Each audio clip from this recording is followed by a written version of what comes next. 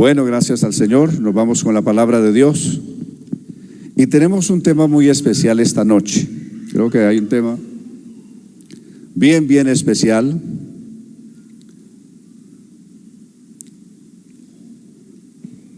Si tenemos el título, si es posible proyectarlo, está bien.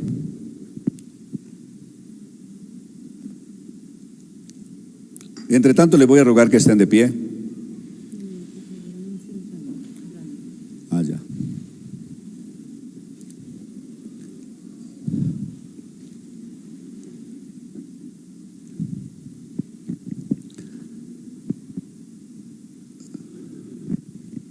¿Me ayudan a leer qué dice? ¿Cómo vencer la tentación? ¿Correcto? ¿Cómo vencer la tentación? En la carta de Judas, verso 16, Judas solamente tiene un capítulo. Leemos en la carta de Judas, es la página anterior al libro de Apocalipsis, es el penúltimo libro.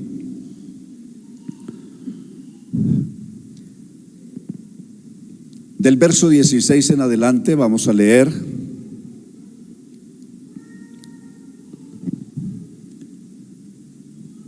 Leo inicialmente en la versión de 1960. Estamos con 1960. Estos son murmuradores querellosos que andan según sus propios deseos, cuya boca habla cosas infladas, adulando a las personas para sacar provecho. Pero vosotros, amados, tened memoria de las palabras que antes fueron dichas por los apóstoles de nuestro Señor Jesucristo, los que os decían: en el postrer tiempo habrán burladores que andarán según sus malvados deseos. Estos son los que causan divisiones, son los sensuales que no tienen al Espíritu. Pero vosotros, amados, edificando sobre vuestra santísima fe, orando en el Espíritu Santo, conservaos en el amor de Dios, esperando la misericordia de nuestro Señor Jesucristo para vida eterna. Algunos de los que dudan, convencerlos; a otros salvad arrebatándolos del fuego, y de otros tened misericordia con temor, aborreciendo aún la ropa contaminada por su carne. Y aquí llegamos a la parte central, que son los versos 24 y 25. Y aquel que es poderoso para guardaros sin caída. ¿Cuántos son los poderosos? ¿De cuántos poderosos habla este texto? Habla de un solo poderoso. Y aquel que es poderoso, no aquellos que son poderosos, sino aquel que es poderoso, para guardaros sin caída y presentaros sin mancha delante de su gloria con gran alegría. Al único y sabio Dios nuestro Salvador sea gloria, majestad, imperio y potencia, ahora y por todos los siglos. Amén. Alabanzas al Señor. Gracias a Dios, maravilloso pasaje de la palabra del Señor. Tenga la bondad de sentarse. Brevemente queremos recordar lo de el dragma. Quiero decirles o recordarles mejor algo. Estamos comprometidos con el cambio de esta cubierta. Como ven, tenemos goteras por todas partes. Este techo no aguanta más. Es decir, no es un capricho nuestro, es que lo estamos sufriendo. Desafortunadamente, los precios que tenemos hoy en el mercado para cualquier cosa de esas, pues es bien alto. Y más porque esta cubierta es demasiado grande. Son unos 500 metros de cubierta que hay que cambiar todo eso. Y y nos han pasado unas cotizaciones, una por 387, una firma, porque tiene que ser con empresas que tengan toda la infraestructura para una cosa de esas. 387 millones. Nos han pasado otra ya con algunos, haciéndole algunos ajustes diferentes, algunas cosas diferentes, cambiándole algunas cosas, pero conservando, pues de todas formas, la mejor calidad posible que podamos tener, ya que eso es para muchos años en la voluntad del Señor. No que la iglesia vaya a estar aquí muchos años, sino que se la dejamos a los que sigan, sí, a los que se queden aquí. Claro, para que sigan reuniendo si quieren, a recordar cuando hacíamos los cultos acá. Bueno, pero el asunto sigue más o menos en los 250, es decir, hemos logrado bajar algunas cotizaciones para estar cerca de los 250 más o menos. Por ahí estamos, pero hay que seguir luchando. Amén. Que el Señor nos ayude. Entonces, para esto, pues nosotros no tenemos ayuda de otro lado, sino de Dios y de la bendición que el Señor nos da a cada uno. ¿Correcto? Habíamos dicho en otros días que haríamos un voto especial para eso, y desafortunadamente solamente se presentaron 3 para el voto especial. Aquí levantamos la mano todos, pero solamente 3 se han presentado para el voto especial de hace 2 meses atrás, más o menos. Esperemos que no pase eso mismo con la dracma.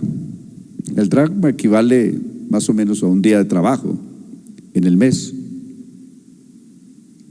Entonces, no sé cuántos están interesados y sienten de parte de Dios, es decir, ese es su sentir de parte de Dios, contribuir para que entre todos podamos hacer esto. ¿Cuántos estarían dispuestos a aportar el dracma, siendo que hay plazo para cancelarlo hasta el último domingo de julio? Hasta el último domingo de julio, ¿correcto? A ver, ¿quiénes tienen esa disposición y llevarían el sobre? Bueno, que los hermanos de proyectos entonces pasen entregando el sobre, y usted va a recibir el sobrecito, levanta la mano, recibe el sobrecito, y como digo, hay tiempo para traerlo hasta el último domingo del mes de julio, que comienza mañana. Entonces, eso quería decirles, vamos a luchar. Lo que aquí tenemos, esto que tenemos aquí, nos lo ha dado el Señor. Con la bendición que Dios nos ha dado, hemos logrado esto. Es decir, con lo que Dios le ha bendecido a usted y me ha bendecido a mí, hemos avanzado hasta aquí, hemos llegado hasta aquí, y seguro que vamos a seguir avanzando con la bendición del Señor. Esto también lo lograremos. Esa es la confianza y la esperanza que tenemos. ¿De acuerdo? Vaya levantando la mano por ahí cuando va pasando los hermanos. Atrás, allá en la parte de atrás, en la última sillas hay 2. ¿Hay? ¿Dónde? Bueno, por ahí están. Allá sí hay. Levante la mano, nuestros hermanos están pasando por ahí están.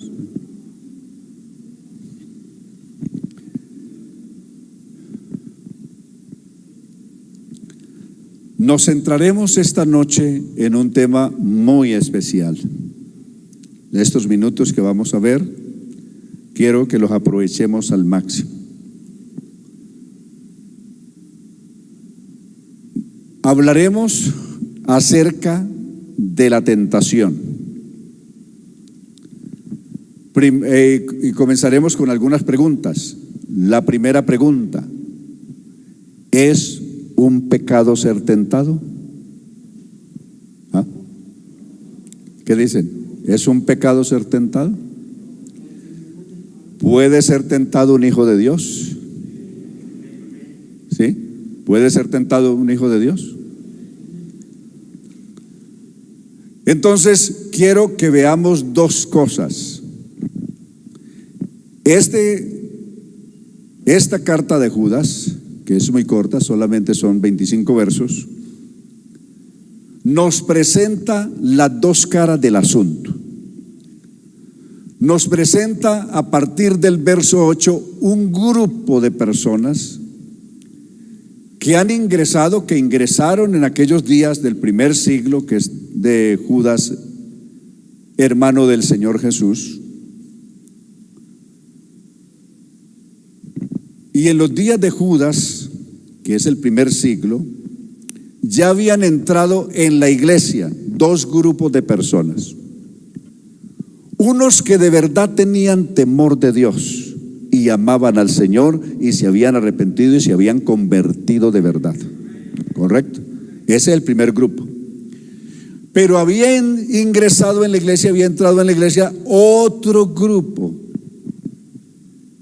que no eran personas espirituales, pero igual se habían bautizado y estaban dentro de la iglesia.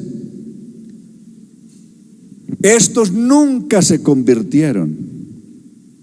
Esto les pasó lo mismo que le pasó a Simón del capítulo 8 del libro de los Hechos, que se bautizó pero nunca se arrepintió. ¿Correcto? Si una persona se bautiza sin arrepentirse, ¿le sirve de algo? Desde luego que no. Entonces no es cuestión de bautizarse, sino realmente de convertirse al Señor. El bautismo debe de ser un resultado, es decir, una consecuencia de una conversión verdadera al Señor. Alguien se convirtió de verdad al Señor y como consecuencia o resultado de esa conversión siente el deseo y la necesidad de ser bautizado en el nombre de Jesucristo para el perdón de sus pecados. Pero si se bautiza sin arrepentirse, pues no ha llegado a ninguna parte. Por eso Jesús dijo: el que creyere y fuere bautizado. El creer está primero. ¿Creer qué? Creer en el Dios único y verdadero. Creer en la obra que Cristo hizo en la cruz del Calvario. Creer que es un pecador y necesita arrepentirse de sus pecados y volverse a Dios de corazón. Todo eso es lo que tiene que creer antes de ser bautizado. ¿Correcto? Entonces, ese es el proceso. Entonces dije que Judas citó otro grupo de personas que los llama los sensuales, que no son espirituales sino sensuales. ¿Cuál es la diferencia entre un espiritual y un sensual? El espiritual busca ser guiado por el Espíritu de Dios. El sensual busca ser guiado exclusivamente por los apetitos de su carne. ¿Correcto? Solamente por sus apetitos carnales es guiado el sensual. No piensa en lo espiritual, piensa solo en satisfacer los apetitos de su carne. Esa es la diferencia que hay entre los dos.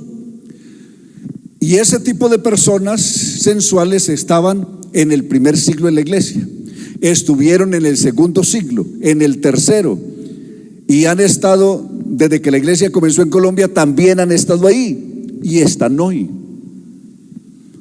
Por eso, lamentablemente, el nombre del Señor es blasfemado entre la gente por esa conducta de esas personas que nunca se han convertido al Señor y se hacen pasar como si fueran hermanos, y se llaman hermanos. Si usted les dice hermanos, se enojan. Claro, porque supuestamente son hermanos, pero aunque Jesús dijo: ¿quién es mi hermano? ¿Quién es mi hermano y mi hermana? El que hace la voluntad de mi Padre que está en los cielos, ese sí es mi hermano, esa sí es mi hermana. Pero Primera de Corintios capítulo 5 verso 11 dice: si alguno llamándose hermano, o sea, si se hace llamar hermano, es porque no lo es, fuere fornicario, adúltero, borracho, ladrón, dice: con el tal ni aun comáis, es decir, no es mi hermano.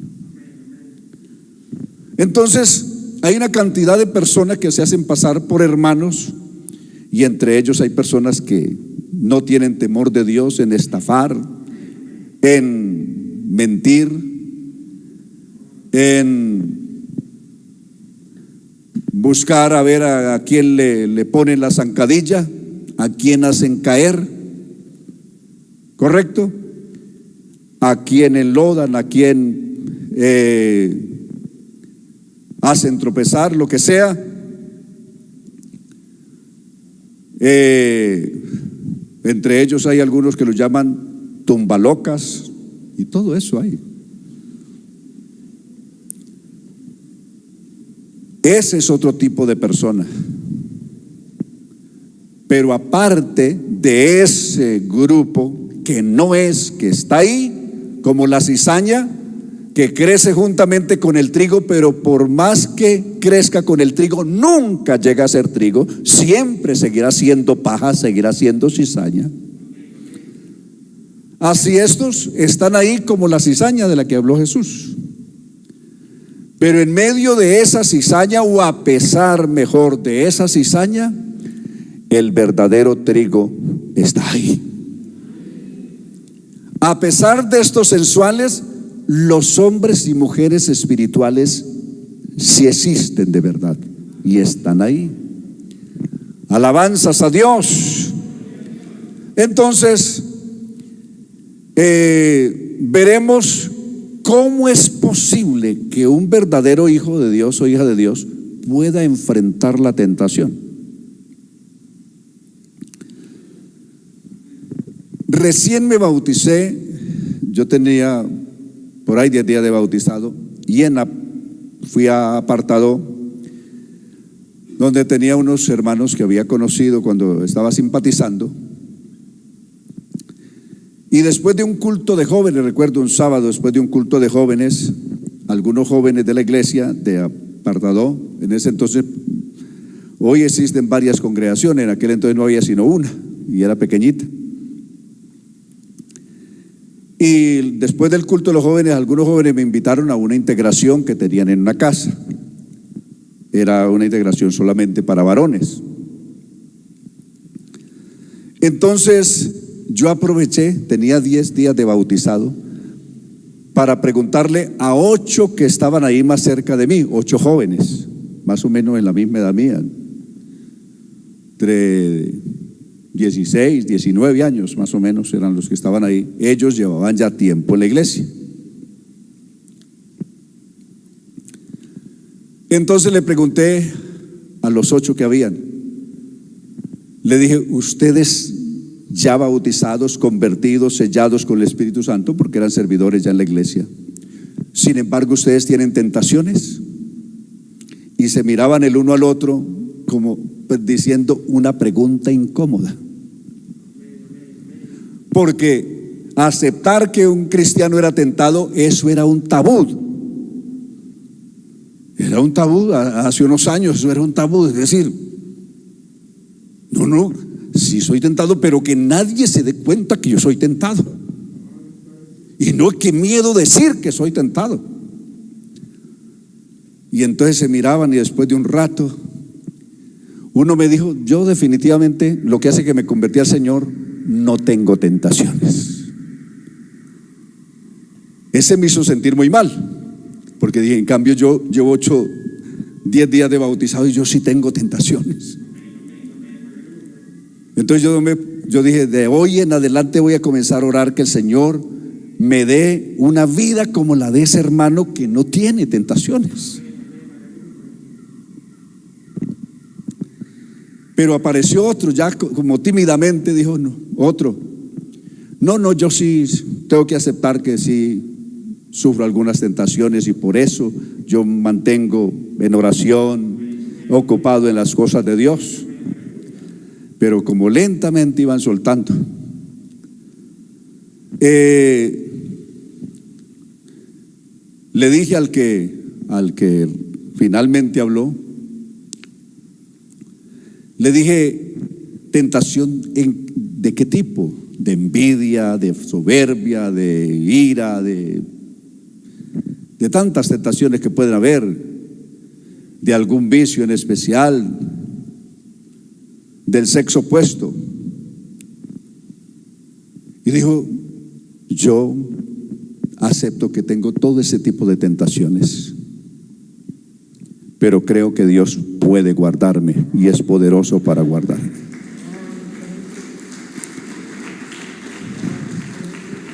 Otro que estaba ahí cerca dijo: yo tengo tentaciones de todo tipo, menos la que este acaba de decir.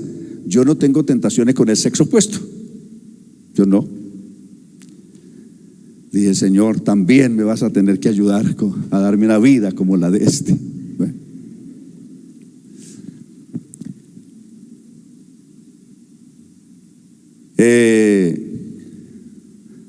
Pasaron algunos meses y entonces pregunté: ve, ¿qué hay del hermano fulano de tal, aquel que nos reunimos aquella noche?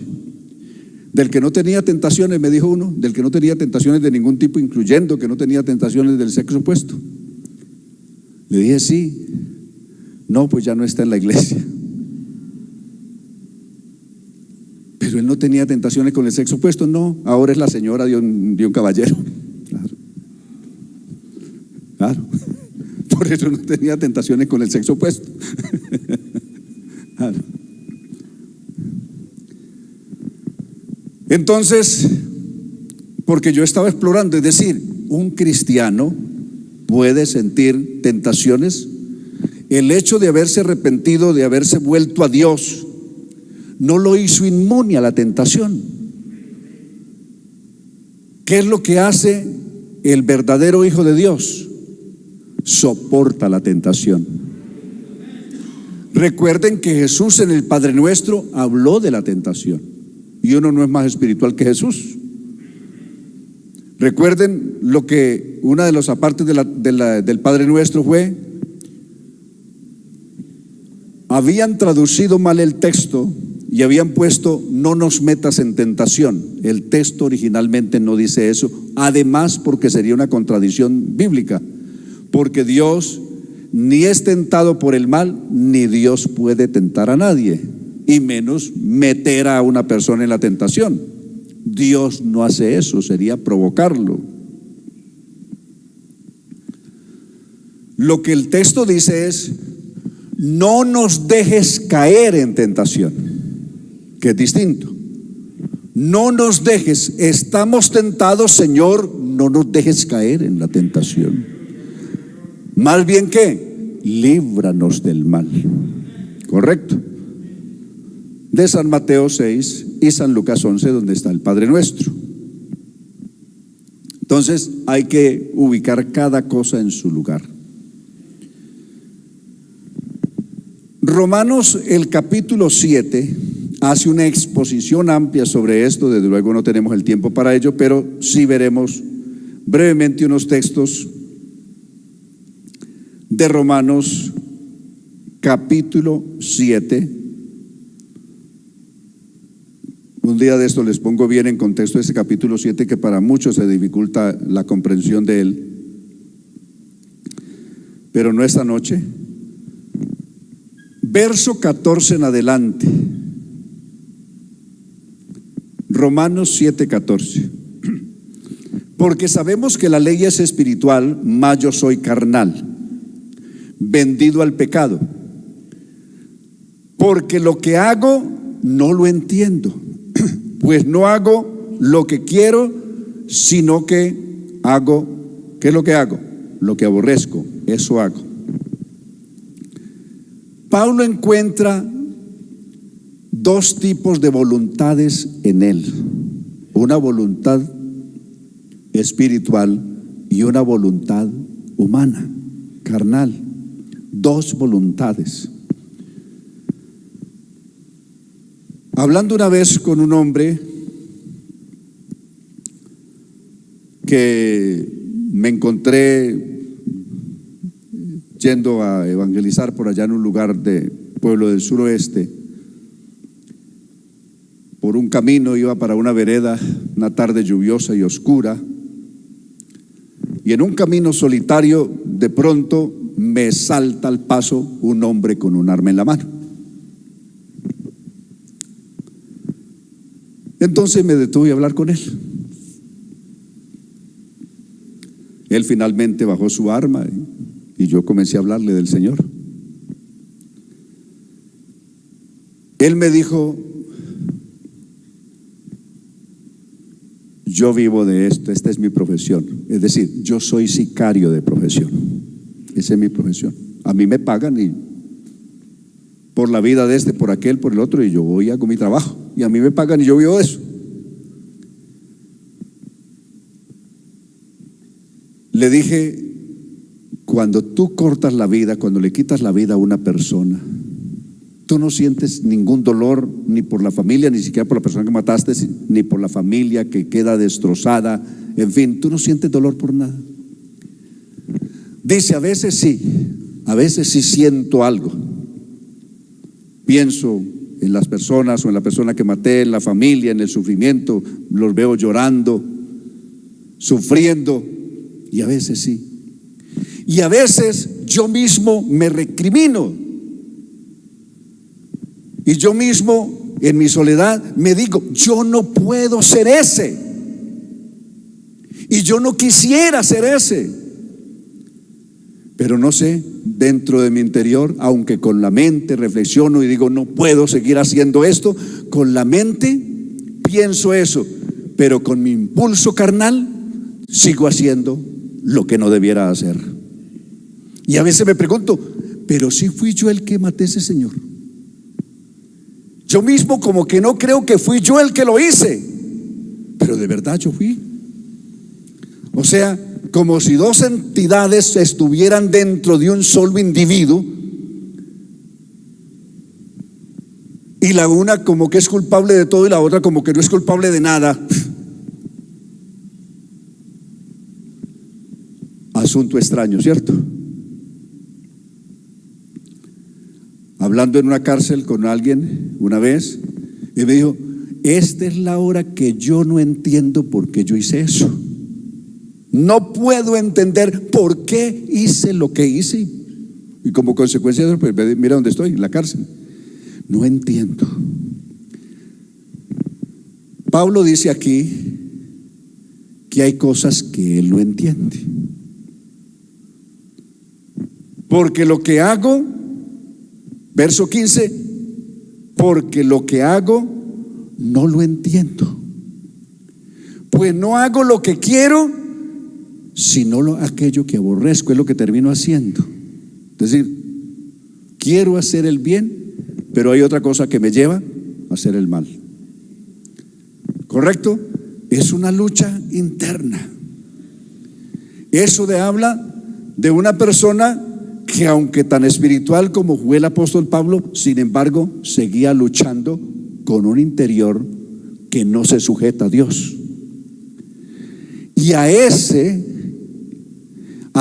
yo interior que no se sujeta a Dios es el que tenemos que vencer todos los días, al que tenemos que enfrentarlo todos los días. ¿Y cómo dijo Cristo que había que enfrentar a ese individuo? A ese otro yo, a ese yo rebelde que está en nosotros. Orad y velad para que no caigáis en tentación. Orad y velad para que no caigáis en tentación. Entonces, la conclusión: ser tentado no es un pecado, pero el caer en la tentación sí es un pecado. Ya les comentaba alguna vez de una loca que escuché orando en un parque. Señor, guárdame de la tentación, decía la loca. Pero aunque lo mejor de la tentación es caer en ella, decía. ¿Ah?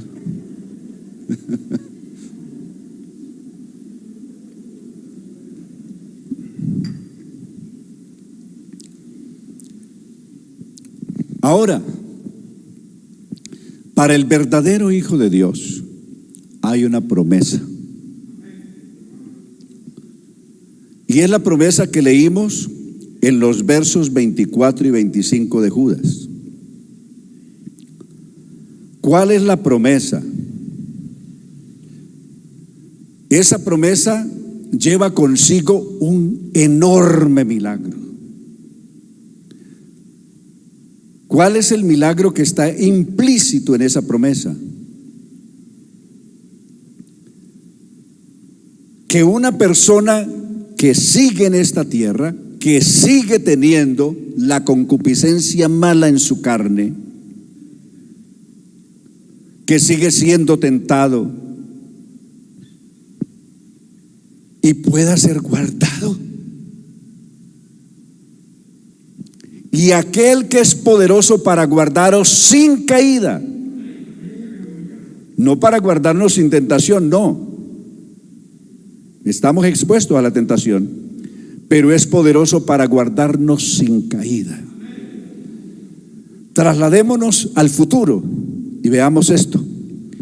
Dios es tan poderoso, pues es el único poderoso.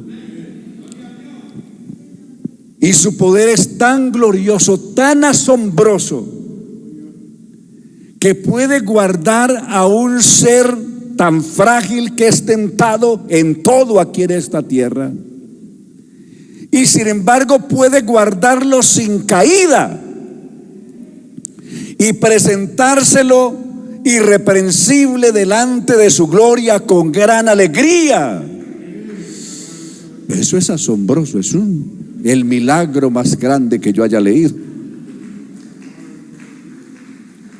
Hay cosas en la naturaleza que le dan lecciones a uno. Cuando alguien vaya a buscar un árbol para una buena madera que tenga una fibra sólida, no busque un árbol que fue plantado en el valle.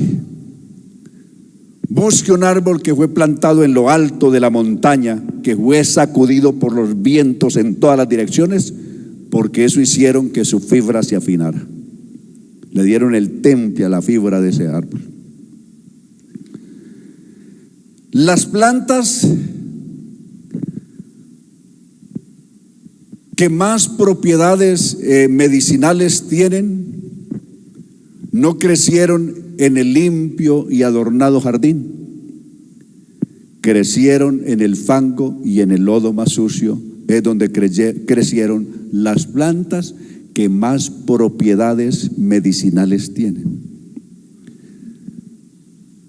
De las piedras más costosas que existen hoy en el mercado están los diamantes.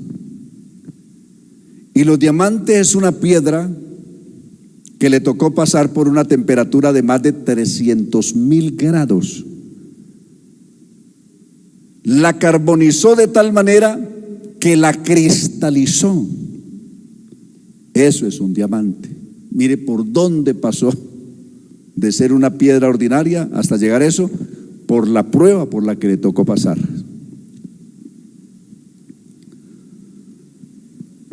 Unos años atrás, el mejor restaurante de París, en Francia, tenía fama de vender el mejor salmón que existía en toda la alta cocina francesa, que con la italiana son las más altas en el mundo. El salmón que se vendía allí, que se consumía allí en ese restaurante, era el de más exquisito sabor y era el más perseguido por los amantes de esta especie. Le preguntaron al dueño cómo hacía para que ese salmón tuviese una fibra tan sólida y tan buen gusto. Y él dijo: venga, les muestro. Los llevó y tenía un estanque enorme de grande. Ahí tenía los salmones. ¿Y sabéis qué tenía con ellos? Tenía un tiburón. Ese tiburón perseguía día y noche esos salmones, y ese salmón corra por aquí, tratando de salvarse del tiburón. El mantenerse en ese ejercicio diario le dio a su carne una fibra especial, que el cristiano verdadero, aunque sea sacudido por la tentación, por la prueba, pero a pesar de ser tentado, a pesar de padecer la aflicción, de padecer la tristeza, de padecer el dolor en esta vida, la soledad y lo que sea, sin embargo, Dios es poderoso para guardarlo. Dios es poderoso para guardarlo. San Juan 10:27. San Juan 10:27. Aseguró el Señor esto. Note lo que dijo hablando de sus ovejas. Las ovejas que son mías, estuvo hablando de sus ovejas. Tenemos alguna dificultad con Decom esta noche. Las ovejas que son mías, dijo, nadie las arrebatará. Mis ovejas oyen mi voz y yo las conozco y me siguen. Y el verso 28 siguiente: y yo les doy vida eterna y no perecerán jamás. Y nadie, ¿qué? ¿Qué es lo que dice? Nadie. No hay diablo, no hay tentación, no hay nada. ¿Que es tentado? Sí, pero nadie lo arrebatará de la mano del Señor, porque el Señor es poderoso.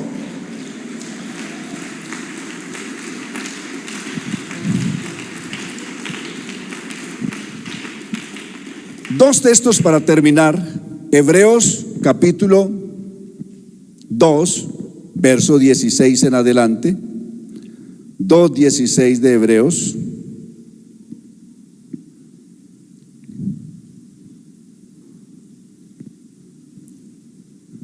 Porque ciertamente no socorrió a los ángeles, sino que socorrió a la descendencia de Abraham.